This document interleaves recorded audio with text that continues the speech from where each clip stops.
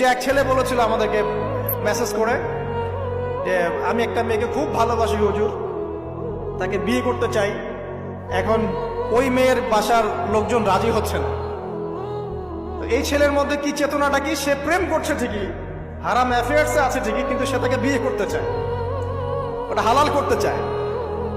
আর এক ছেলে মেসেজ করছে, সে বলছে যে আমি এরকম জেনায় লিপ্ত ছিলাম, এখন আমি কি করব, আমি কি ওগুলো ছেড়ে দিয়ে ফিরে আসব, নাকি আমি ওই মেয়ের সাথেই যেন অব্যাহত রাখবো? এই দুই ব্যক্তি কি সমান? সমান না। এটাই বোঝাচ্ছি আপনাদেরকে। দেখুন, 4 শ্রেণীর মানুষের কথা নবীজি বলেছেন। এক শ্রেণী হচ্ছে সেই ব্যক্তি যে নিজে সুদ খায়। কারা কারা খাই?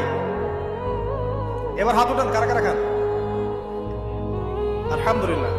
দ্বিতীয় শ্রেণী যারা খায় না কিন্তু মানুষকে দেয়। আচ্ছা। 3 নাম্বার, খায়ও না দেয়